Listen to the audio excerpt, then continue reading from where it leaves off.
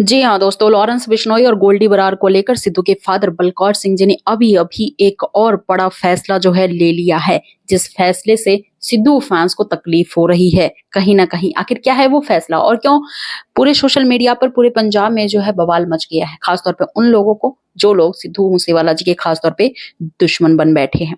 सिद्धू मूसेवाला जी की हत्या क्यों हुई ये आप भली भांति जानते हैं, क्योंकि घर का भेदी लंका डाहे, ये तो आपने कहावत सुनी ही होगी। और इसी वजह से जो है सिद्धू मूसेवाला जी की हत्या हुई थी और सिद्धू के फादर साहब बलकौर सिंह जी दोबारा से वो गलती नहीं दोहराना चाहते हैं, इसीलिए उन्होंने बहुत बड़ा एक निर्णय लिया है। उनका लेटेस्ट स्पीच जोरों शोरों से सोशल मीडिया पर वायरल हो रहा है। आखिर क्या कहा है उन्होंने अपने लेटेस्ट स्पीच में और क्या क्या बातें जो है सिद्धू के प्रशंसकों के आगे रखी है और अपील की है, रिक्वेस्ट किया है, चलिए आपको डिटेल में बताते हैं। चैनल पर नए हैं और सब्सक्राइब नहीं किया तो जल्दी से कर लीजिए सब्सक्राइब बॉलीवुड की दीवानी चैनल को, और साथ ही बेल नोटिफिकेशन ऑल पे भी जरूर प्रेस कीजिएगा ताकि हर लेटेस्ट अपडेट की जानकारी जो होगी टाइम टू टाइम आप तक पहुंचती रहेगी। ये बात तो आप जानते ही हैं कि सिद्धू की माता चरण कौर जी ने आईवीएफ के माध्यम से जो है अपने छोटे पुत्र श्रवण पुत्र छोटे शुभदीप को जो है जन्म दिया है, जिस वजह से कई लोग खुश हैं। जो सिद्धू के प्रशंसक हैं वो तो खुश हैं, लेकिन जो सिद्धू मूसेवाला जी के दुश्मन है वो लगातार सिद्धू की माता चरण कौर जी को इस उम्र में जो है ट्रोल कर रहे हैं। साफ तौर पे कह रहे हैं दादी बनने की उम्र में जो है बच्चा पैदा कर रही है। ये पहली बार नहीं है दोस्तों, इंडिया में भी कई सारी ऐसी महिलाएं हैं जो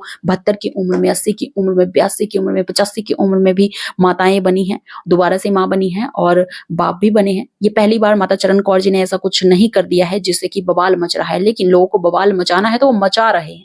इन सभी चीजों से तंग आकर, ट्रोलिंग से तंग आकर जो है सिद्धू के फादर साहब ने बहुत बड़ा स्पीच दिया है। सिद्धू मूसेवाला जी की हत्या हुई थी, घर का आदमी ही जो था सिद्धू की फैमिली से जो था उसी ने सारी इंफॉर्मेशन लीक करी थी और इसी वजह से सिद्धू मूसेवाला जी की एंड टाइम पर जो है एट ए टाइम पर हत्या कर दी गई। अब सिद्धू के फादर साहब ये नहीं चाहते हैं कि छोटे सिद्धू के साथ भी इस तरह की कोई अनहोनी हो या अनहोनी कोई घटना घटे। इस वजह से सिक्योरिटी तो तगड़ी है ही इस वक्त हवेली के इर्द गिर्द चारों तरफ, लेकिन उसके साथ ही सिद्धू के फादर साहब ने एक और निर्णय जो है ले लिया है। उन्होंने साफ तौर पे कहा कि 1.5 महीने तक जो है ना माता चरण कौर किसी से मिलेंगी, किसी भी प्रशंसक से, चाहे वो सिद्धू का प्रशंसक ही क्यों ना हो, चाहे कोई कितना मर्जी दूर से चलकर क्यों ना आई हो, ना छोटा सिद्धू को दिखाया जाएगा ना मिलवाया जाएगा। 1.5 महीने बाद जो है मिलवाया जाएगा और अभी जो है किसी से नहीं मिलेगा, ना ही कोई हवेली में एंटर कर सकता है, सिवाय सिद्धू के रिलेटिव्स या क्लोज फ्रेंड्स या बहुत ज्यादा क्लोज हैं जो जानते हैं अच्छे तरीके से, जिनको सिद्धू के पेरेंट्स जानते हैं, उन्हीं उनसे ही मेल मिलाप कर रहे हैं। अदरवाइज प्रशंसकों को बिल्कुल सख्त मनाही दी गई है, 1.5 महीने तक जो है